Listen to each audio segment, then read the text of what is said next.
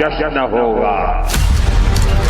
लड़ाई खड़ी बीजेपी का साथ देंगे, बंगाल को जलाने आया है। बंगाल में से दीदी को टाटा बाय बाय कहने का टाइम आ गया।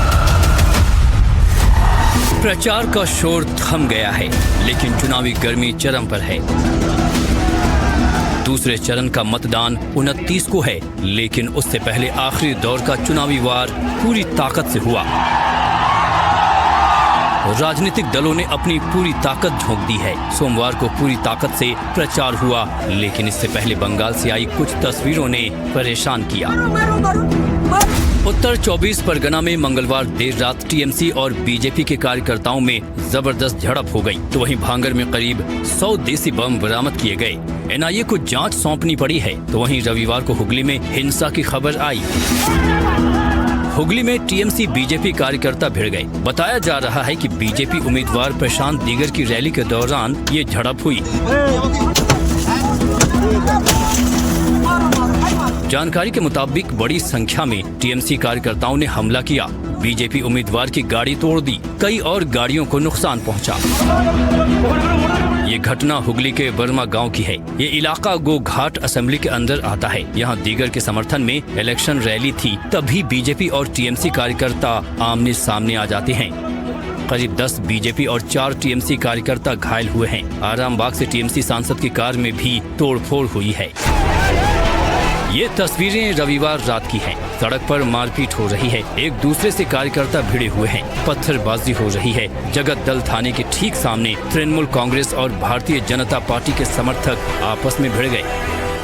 ये झड़प प्रधानमंत्री नरेंद्र मोदी की सोमवार को होने वाली जनसभा से महज कुछ घंटे पहले हुई। जानकारी के मुताबिक हिंसा की शुरुआत प्रधानमंत्री मोदी के दौरे के लिए लगाए गए पोस्टर और झंडों को फाड़ने को लेकर हुई। बीजेपी कार्यकर्ताओं ने आरोप लगाया कि टीएमसी समर्थकों ने उनके प्रचार सामग्री का अपमान किया है। देखते ही देखते दोनों पक्षों के सैकड़ों कार्यकर्ता थाने के सामने जमा हो गए और पत्थरबाजी शुरू हो गई। बताया जा रहा है कि इस दौरान देसी बम फेंके गए, गोली भी चली। ये झड़प पुलिस और सीआईएसएफ जवानों की मौजूदगी में हुई। बीजेपी ने टीएमसी पर बीजेपी उम्मीदवारों पर हमला करने का आरोप लगाया है। इलेक्शन कमीशन को हमने जानकारी दिया है, हमने पुलिस को एफआईआर किया है। कई नामजद अपराधी इसमें शामिल हैं और ये बहुत ही मैं दोनों आदमी के ऊपर, एक वर्तमान में भी अभी भी एमएलए हैं और एक डॉक्टर राजेश कुमार जो रिटायर आईपीएस हैं, वो दोनों आदमी को कल मारने के प्लान। तो वहीं टीएमसी का आरोप है कि पुलिस के सामने हमला किया गया। बीजेपी उम्मीदवार अर्जुन सिंह पर भी आरोप लगाए।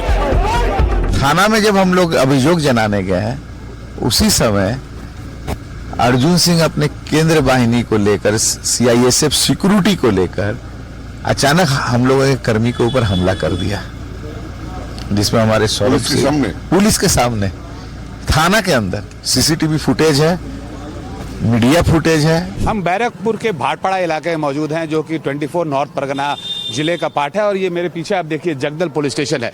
यहीं पे कल जो है टीएमसी वर्कर्स और बीजेपी के वर्कर्स के बीच में झड़प हुई थी, जिसमें कि अर्जुन सिंह जो कि पूर्व सांसद हैं और अभी नवापाड़ा से वो चुनाव भी लड़ रहे हैं, उनके बेटे जो हैं वो भी यहाँ से कैंडिडेट हैं, भाटपाड़ा से कैंडिडेट हैं, उनके ऊपर हमला किया गया था टीएमसी वर्कर्स के द्वारा। यहाँ पे काफ़ी तेज झड़प हुई थी। यही वो जगह है जहाँ पर कि वो पहली झड़प हुई थी और उसके बाद ये झड़प जो है फिर आगे जाके उनके घर के ऊपर हमला किया गया, बम से हमला किया गया, गोली चली उनके घर के ऊपर में, जिसमें एक सीआईएसएफ जवान के पैर में भी गोली लगी। तो अर्जुन सिंह जो है उनके ऊपर पूर्व में भी हमला हुआ है और ये जो पूरा इलाका है ये बहुत ही सेंसिटिव माना जाता है। खासकर जो टीएमसी और बीजेपी का यहाँ पर चुनावी जो इतिहास रहा है वो आपस में हिंसक झड़प का इतिहास रहा है और उसमें कुछ लोगों की जानें भी गई हैं पूर्व में।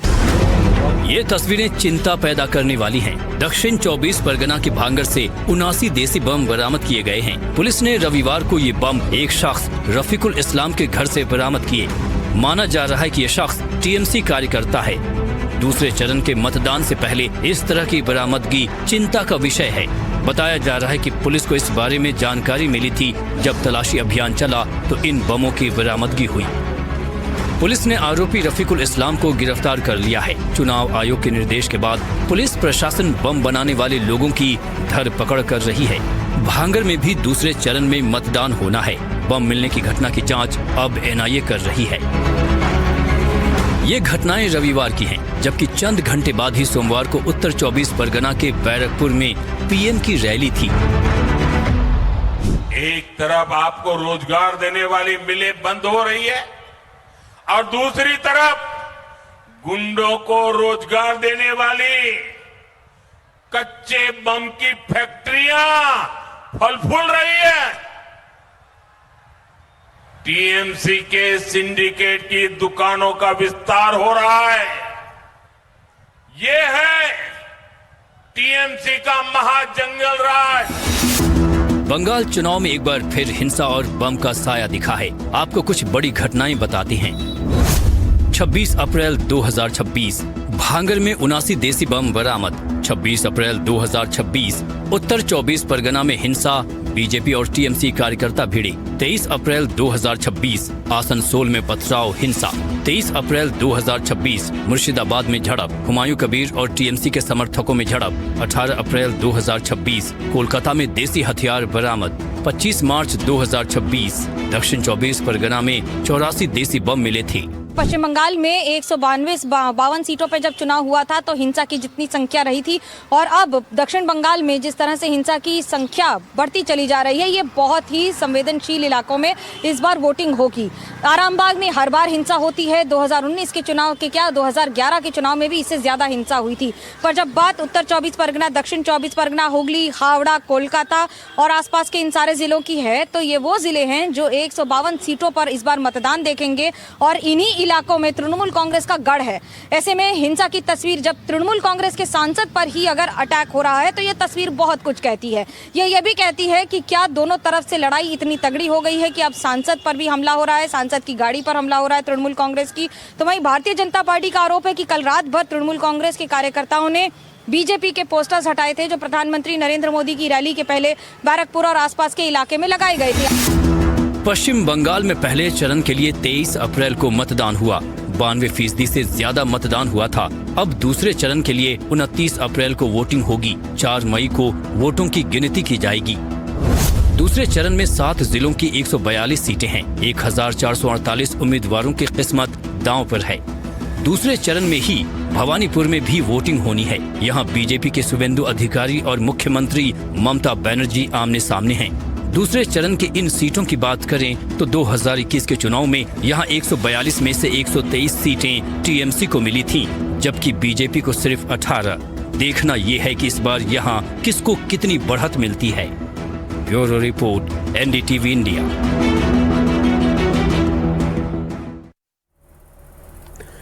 तो पश्चिम बंगाल के भांगर में जिंदा बम मिलने के दावे के बाद चुनाव आयोग अब एक्शन में है। बंगाल पुलिस को सख्त निर्देश दिए गए हैं कि 24 घंटे के भीतर सभी बम और विस्फोटक सामग्री जब्त की जाए, वरना संबंधित अधिकारियों पर कड़ी कार्रवाई होगी। अब इस घटना से चुनावी माहौल और कानून व्यवस्था पर बड़े सवाल खड़े हो गए हैं।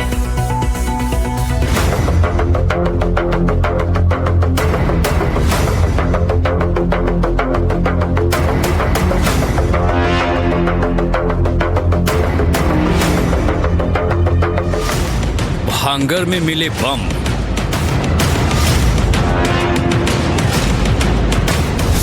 ईसी का पुलिस को अल्टीमेटम।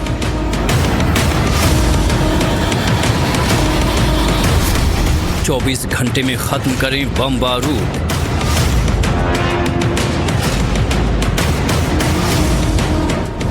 वरना होगा कड़ा एक्शन।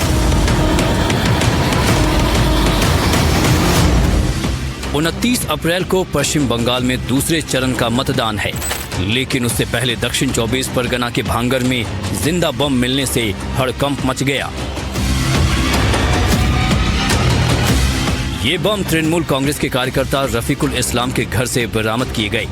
पुलिस ने आरोपी को गिरफ्तार कर लिया, लेकिन सुरक्षा व्यवस्था पर गंभीर सवाल खड़े हो गए। चुनाव आयोग ने इस मामले को गंभीरता से लेते हुए बंगाल पुलिस को सख्त निर्देश जारी किए हैं। कोलकाता पुलिस आयुक्त से लेकर सभी जिलों के एसपी और थाना प्रभारियों तक को चेतावनी दी गई है। कि अगर उनके इलाके में कोई भी विस्फोटक सामग्री पाई जाती है या धमकी भरे तरीके अपनाए जाते हैं तो संबंधित अधिकारी को कड़ी कार्रवाई का सामना करना पड़ेगा। आयोग ने 24 घंटे के भीतर सभी ऐसे खतरनाक सामान जब्त करने का अल्टीमेटम दिया है, जिससे चुनावी माहौल सुरक्षित और निष्पक्ष बना रहे। अब इस मामले के साथ साथ बाकी गतिविधियों पर भी नजर रखी जा रही है। चुनाव आयोग राज्य में सुरक्षा व्यवस्था को लेकर समीक्षा बैठकें कर रहा है। इन बैठकों में सुरक्षा बलों की तैनाती, संवेदनशील इलाकों की पहचान, सिविल प्रशासन और पुलिस के बीच तालमेल और मतदान कर्मियों की अंतिम तैयारियों पर खास ध्यान दिया जा रहा है। चुनाव आयोग की ये पूरी कोशिश है कि किसी भी तरह की गड़बड़ी न हो और हालात बिगड़ने से पहले ही उस पर काबू किया जा सके। पश्चिम बंगाल में 23 अप्रैल को हुए पहले चरण के मतदान में 16 जिलों की 152 विधानसभा सीटों पर 93% से ज्यादा वोटिंग हुई थी। यह रिकॉर्ड तोड़ मतदान था, जिसके बाद चुनाव आयोग पर दूसरे चरण को भी उतना ही शांतिपूर्ण और निष्पक्ष तरीके से कराने की जिम्मेदारी और भी बढ़ गई है। ज्यादा मतदान लोकतंत्र के लिए सकारात्मक संकेत है, लेकिन सुरक्षा चुनौतियां भी उतनी ही बढ़ गई हैं।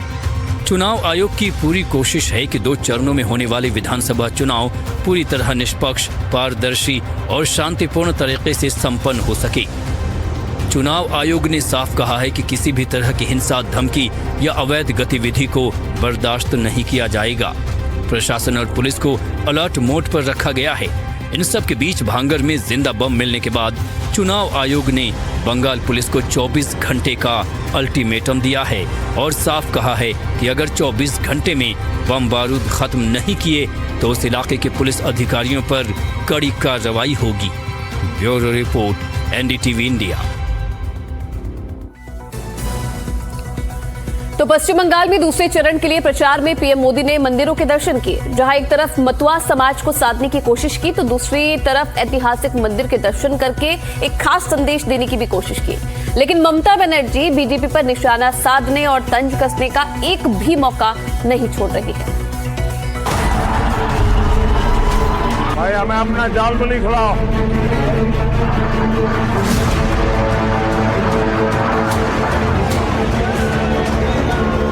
पीएम के मंदिर दौरे,